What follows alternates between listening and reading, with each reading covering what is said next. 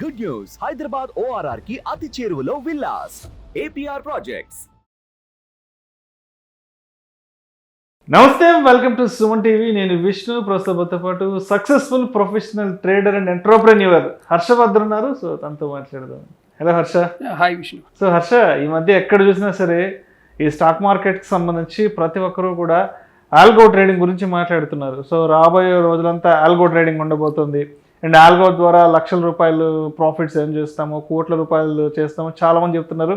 And రీసెంట్గా మీరు కూడా మీ యూట్యూబ్ ఛానల్ హర్ష ట్రేడ్ యూనివర్సిటీలో 1 crore ప్రాఫిట్ ఏం చేసామని కూడా ఏదో ఒక వీడియో చూశాను.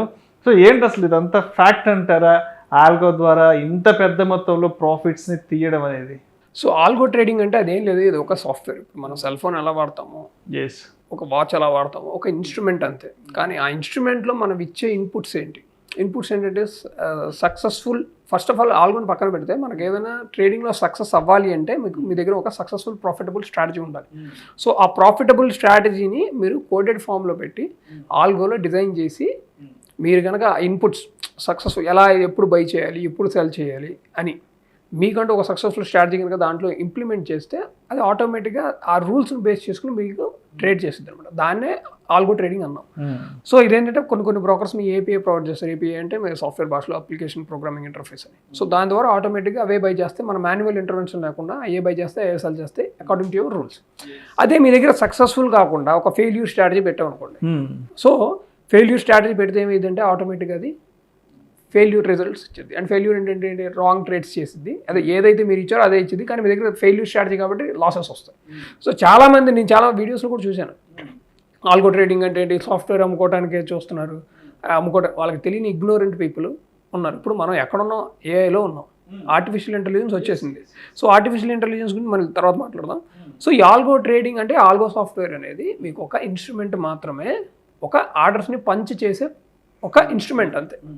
ఇప్పుడు ఫర్ ఎగ్జాంపుల్ నేను ఇక్కడ నుంచి మీతో మాట్లాడంటే నేను డైరెక్ట్గా మీతో ఇక్కడ కూర్చొని మాట్లాడుతున్నాను. అదే నేను ఇంటి దగ్గర ఉంటే సెల్ ఫోన్లో మాట్లాడతాను. సో సెల్ ఫోన్ అనేది ఒక సాఫ్ట్వేర్ ఇన్స్ట్రుమెంట్, మనం అందుకని నేను మాట్లాడతాను. సో మన అడ్వాన్స్మెంట్లో ఆల్గో ట్రేడింగ్ అనేది ఒక సాఫ్ట్వేర్ అంతే, దాని అంతగానే లేదు. మీరు కనుక ఫెయిల్యూర్ స్ట్రాటజీ ఇస్తే ఫెయిల్యూర్ అవుతుంది, సక్సెస్ఫుల్ స్ట్రాటజీ ఇస్తే ఆటోమేటిక్గా సక్సెస్ఫుల్ ప్రాఫిట్స్ వస్తాయి. స్ట్రాటజీని ఆటోమేట్ చేసాం అంతే. అంతేగాని ఆల్గో సాఫ్ట్వేర్ కొనగానే మనకి కోట్లు వచ్చి పడిపోతాయి, లక్షలు వచ్చి పడిపోతాయి అనేది అది రాంగ్ అనమాట. ఎఫ్ఐఎస్, డిఏఎస్, చాలామంది హై నెట్వర్త్ ఇన్వెస్టర్స్ వీళ్ళందరూ కూడా ఇలాంటి ఆటోబోట్స్ వాడతారు. సో దీన్ని ఆల్గో ట్రేడింగే వాడతారు. ఎందుకంటే ఎంత క్వాంటిటీని మాన్యువల్గా కూర్చొని మనం పంచ్ చేయడం అనేది జరగని పని. ఆటోమేటిక్గా రోబోసే సిచ్యువేషన్ బట్టి, ఇప్పుడు ఏదైనా పెద్ద హెడ్జ్ ఫండ్స్ ఉన్నాయి యూఎస్లో. సో వాళ్ళందరూ జిమ్ సిమన్స్ కానీ రేడియల్యూ అని వీళ్ళందరూ వాళ్ళకి ఒక కోడ్ ఫార్ములా రాసి ఈ బేసిస్లోనే ఇలా బై చేయాలి సిచ్యువేషన్ బట్టి. అంటే వాళ్ళకి అనలిటిక్స్ ఉంటాయి, ఆ అనలిటిక్స్నే ప్రాసెస్ చేసి రోబో అనేది ఆటోమేటిక్గా బై సెల్ చేస్తూ ఉంటుంది.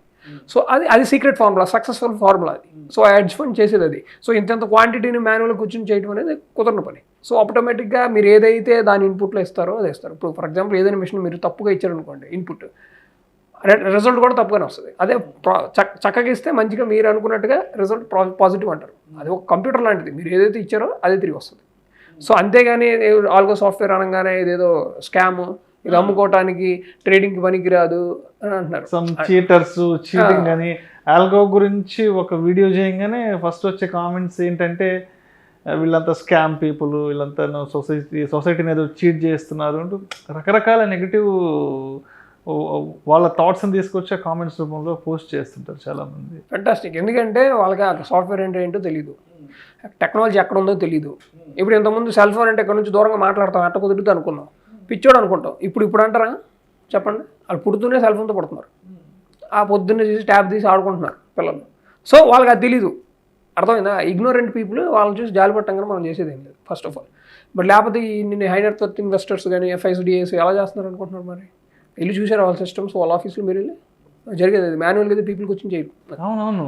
So it's not possible. అది మల్టిపుల్ బిజినెస్ వాళ్ళు, మల్టిపుల్ వ్యాపారాలు చేసే వాళ్ళకి డైలీ ల్యాప్టాప్ ముందు కూర్చొని ట్రేడింగ్ చేసేంత టైం ఉండదు కదా, వాళ్ళకంత పాసిబిలిటీస్ ఉండవు వాళ్ళకి. ఎగ్జాక్ట్లీ. టెక్నాలజీ అంటే ఏంటి? మన పనిని, మన టైంని సేవ్ చేసే ఒక ఇన్స్ట్రుమెంట్. అది ఏదైనా సెల్ ఫోన్ అవ్వచ్చు, కార్ అవ్వచ్చు, బైక్ అవ్వచ్చు, anything for that matter, softwares అవ్వచ్చు. ఇలా కొడితే టప్ అని మన క్యాలిక్యులేషన్స్ అయితే కూర్చొని నేను వేళ్ళు లెక్క పెట్టుకోవాలి. క్యాలిక్యులేటర్ టప్ అని కొట్టగానే సెకండ్లో వస్తుంది, అంతే కదా. సో అది ఒక ఆటోమేటెడ్ సాఫ్ట్వేర్ అంతే. మీరు ఏదైతే మీరు ఎటువంటి రూల్స్ అయితే ఇస్తారో దాన్ని బట్టి ట్రేడ్ చేస్తాను, అంతకన్నా దాని గురించి ఇంపార్టెన్స్ లేదు. ఎందుకంటే మా లాంటి జాబులు చాలామంది జాబులు చేసుకుంటూ ఉంటారు, బిజినెస్లో ఉంటాయి, బిజీ లైఫ్లో ఉంటారు. అదే మీరు వాళ్ళు ఏదైతే ట్రేడింగ్ స్టార్ట్ చేసిందో వాళ్ళు ఆల్గోలో పెట్టి ఆటోమేటిక్ చేస్తారు. మరి ఆల్గోలో ఉన్నట్టయితే మరి ఈ బ్రోకర్స్ కానీ, ఎన్ఎస్సీలు కానీ, బిఎస్సీలు కానీ, ఎక్స్చేంజ్లు కానీ, సెబీ కానీ వీళ్ళు ఎందుకు ఎలో చేశారు? మరి ఆల్గోలో ఎందుకు ఎలో చేశారు? బ్యాన్ చేయొచ్చు కదా. వాళ్ళు అలో చేస్తేనే కదా అది అనేది మార్కెట్లోకి వచ్చింది. ఎలా వచ్చింది అంటే వీళ్ళకి ఇగ్నోరెంట్ పీపుల్ ఏదో వాళ్ళు చెయ్యలేక చెప్పగా లోజ్ టాక్, మేము సాధించలేకపోతే పక్కన కూడా సాధించలేడు, ఇది స్కామ్. అలాంటి ఇగ్నోరెంట్ పీపుల్ గురించి మనం ఎంత తక్కువ మాట్లాడుకుంటే అంత మంచిది.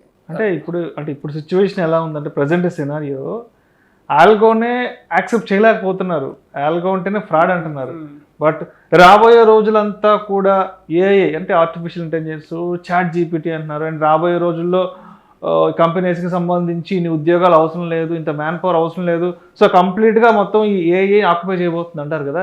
అంటే మరి దీన్ని ఎంతవరకు చూడొచ్చు అంటారు? ఎందుకంటే ఇప్పుడు అవైలబుల్ ఉన్న, ఇప్పుడు ప్రజెంట్ మన చేతులు అవైలబుల్ ఉన్న ఆల్గోనే యాక్సెప్టెడ్ కాదు అంటున్నప్పుడు మరి చాట్ జీపీటీలు, ఈ క్లౌడ్లు, ఈ ఆర్టిఫిషియల్ ఇంటెలిజెన్స్, సో అంటే ఇవన్నీ వస్తే సిచ్యువేషన్ ఏ విధంగా ఉంటుంది? So very good. టెక్నాలజీని మనం ఆపలేం.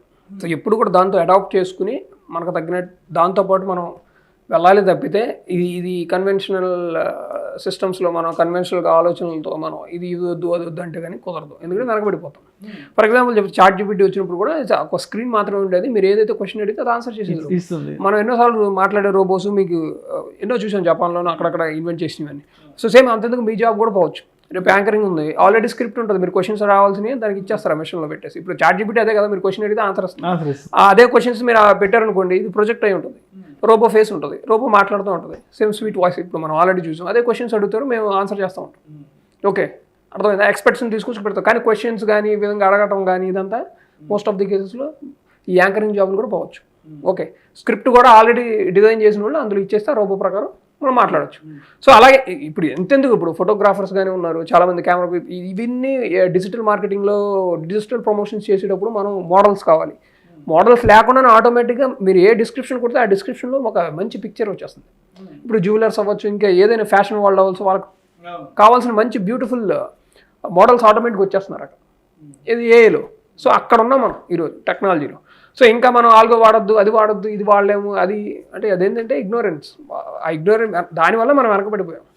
టెక్నాలజీ వస్తే దాన్ని ఎలా యూస్ చేసుకోవాలి, మనం ఎలా అడాప్ట్ చేసుకోవాలని చూడాలి. మనకి ఎంత ఏ విధంగా అడ్వాన్స్మెంట్కి మనకు యూజ్ అవుతుంది, మన లైఫ్లో మన టైంని ఎంతవరకు సేవ్ చేయొచ్చు. Time is money. ఇది ఏ పని చేసినా మన టైం తగ్గించడానికే చేస్తాం. సో ఇప్పుడు అదే మీరు అనుకోండి, ఒక మోడల్ పిలవాలి, మోడల్ తీసుకొచ్చి రోజంతా షూట్ చేయాలి, అలాగే డబ్బులు ఇవ్వాలి, పెట్టాలి, మళ్ళీ ఎడిటింగ్ పెట్టాలి, మళ్ళీ మధ్యలో ఆడికి ఏమైనా ఆడు షూటింగ్ మొత్తం క్యాన్సిల్. కానీ ఇదే కొట్టామనుకో డిస్క్రిప్షన్ మొత్తం వచ్చేస్తుంది, ఆ పిక్చర్ ఇమేజ్. ఇప్పుడు ఇమేజెస్ వాడతాం పెద్ద పెద్ద హోర్డింగ్స్లో, అవన్నీ ఆర్టిఫిషియల్ ఇంటెలిజెన్స్ చేసేస్తుంది. ఆల్రెడీ వచ్చేసింది, వేవ్ ఎప్పుడో వచ్చేసింది. ఇంకా నెక్స్ట్ ఇయర్కో 2 yearsలోనే మనం అక్కడ ఉంటాం అనేది మనం ఎక్స్పెక్ట్ కూడా చేయలేము. కానీ స్టాక్ మార్కెట్లో గురించి మాట్లాడితే, ట్రేడింగ్ విషయంలో మార్కెట్కి వస్తే ఆర్టిఫిషియల్ ఇంటెలిజెన్స్ అనేది ఏదైనా సరే నీకున్న ఇన్పుట్ని బేస్ చేసుకుని వస్తుంది. ఇప్పుడు అనలిటిక్స్ అంటేనే సమ్ కైండ్ ఆఫ్ థింగ్, అదే same artificial intelligence. Algo trading అంటే ఇదే. మిషన్స్ ఏం చేస్తాయి అంటే అక్కడ ఉన్న మీరు ఇచ్చిన అనలిటిక్స్, మీరు అనాలిసిస్ చేసి వచ్చిన అవుట్పుట్ని బేస్ చేసుకుని ఎగ్జిక్యూషన్ చేస్తుంది. సో ఈ అనాలిసిస్ అనేది ఇప్పుడు ఇప్పుడు నా కంపెనీలో ఉంది, నా ఏఏ ఉంది, నా ఆల్గో ఆటోమేటిక్గా నేను ఇచ్చిన ఇన్ఫర్మేషన్, నేను ఇచ్చిన అనలిటిక్స్ని బేస్ చేసుకుని అది ట్రేడ్ చేసింది. వేరే కంపెనీ ఉంది, వేరే ట్రేడర్ ఉన్నాడు, ఆయనకున్న ఆటోమేటెడ్ బాట్ ఏదైతే ఉందో ఆ ఏఐ అతని ఇచ్చిన ఇన్పుట్స్ని బేస్ చేసుకుని, అతను ఉన్న నాలెడ్జ్ని బేస్ చేసుకుని అప్పుడు ఈ రోబోలు 2 ఫైట్ చేసుకుంటాయి, ఈ 2 ట్రేడ్ చేసుకుంటాయి. కానీ ఆ రోబోలో ఉన్నది మన రూల్స్ పెట్టింది, అనలిటిక్స్ కానీ అనాలిసిస్ కానీ మొత్తం ఒక హ్యూమన్ పెట్టి వదిలేస్తాం అంతే. సో ఇప్పుడు రోబోస్ ట్రేడ్ చేసి చేస్తాయి, అదే ఆల్గో ట్రేడింగ్ జరుగుతుంది. So same AI. కానీ ఎంత ఏఐ చేసినా కానీ ఏ లోపల ఇవ్వాల్సిన డేటా కానీ అనలిటిక్స్ కానీ డెఫినెట్గా ఆ డేటా మైనింగ్ కానీ రోబో అయితే చేయగలదు. డేటా మైనింగ్ చేయడం అంటే బ్యాక్ టెస్టింగ్ చేయడం కానీ రిపోర్ట్స్ వితిన్ 5-10 minutesలో వచ్చేయచ్చు. అదే మనం మాన్యువల్గా కూర్చొని చేస్తే వస్తుంది. కానీ మనం ఇచ్చిన రూల్స్ ప్రకారం మన అనలిటిక్స్ ఇన్పుట్స్ని ఇచ్చిన తర్వాత ఒక రిజల్ట్స్ని తీసుకొచ్చుదా, ఫ్యూచర్లో రావచ్చు, ఇలా ఉండొచ్చు, ప్రిడిక్ట్ చేయొచ్చు, అంతవరకు మాత్రమే ట్రేడింగ్ జరిగింది.